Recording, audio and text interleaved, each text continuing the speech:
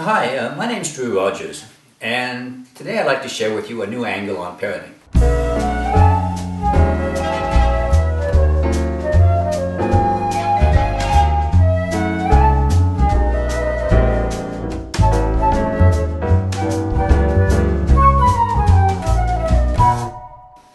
Now, my angle isn't going to solve the world's population problems, but still I think it's worth considering.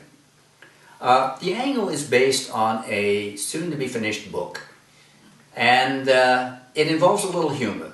So, in our journey into the alternative world of parenting, please take your sense of humor, and here we go.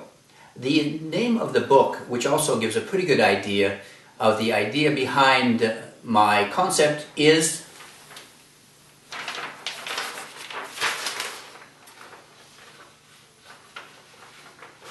Now, we've come up with 50 reasons in favor of cats rather than kids. So let's start with busy moms. Housewives spend half their day driving kids to either soccer practice or ballet lessons, or maybe martial arts if they're women. And I know some women who spend so much time on the road that they've actually considered applying for a Teamsters union card. And now there's a question of education. With tuition fees skyrocketing and job possibilities for college grads declining rapidly, well, you know, the nice thing about cats is they come with a prepaid PhD in philosophy. It's the philosophy of life. I mean, just look at a cat and watch how he enjoys life with a minimum of stress. Now, I think that every family should have one of these gurus to give them a little perspective on life. But let's take a look at some of the basic elements of everyday stress. And let's begin with getting your kids off to school. Now, add to that having to make a box lunch, or the worries of wondering what the kid is going to have for lunch at the school cafeteria. Now, when Republicans consider pizza a vegetable to meet nutritional requirements, you can really guess what the kids are getting to eat at schools. And speaking of food, there's the problem of corralling the kids for dinner.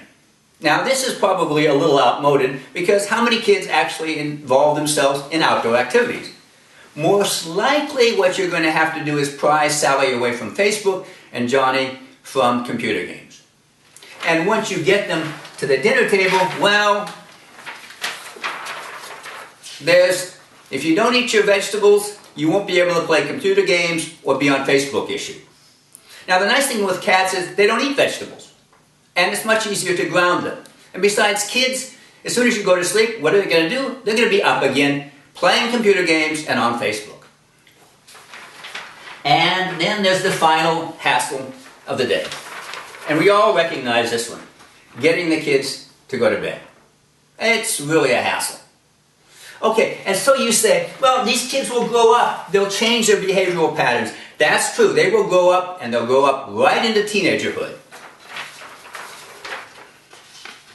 Now, I have to admit that our cats are nocturnal. They do go out, they get into fights, and they'll run up about $2,000 in medical bills.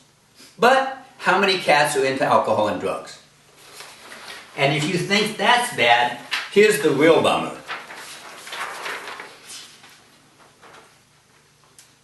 And so,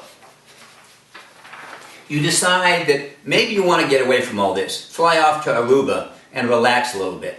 Well, that's easy with cats. You can simply leave them with a neighbor or put them in a kennel. I wouldn't try the latter with kids. The cages are too small. So, these are some of the reasons why I suggest cats are a better option than kids. And if you'd like to see more,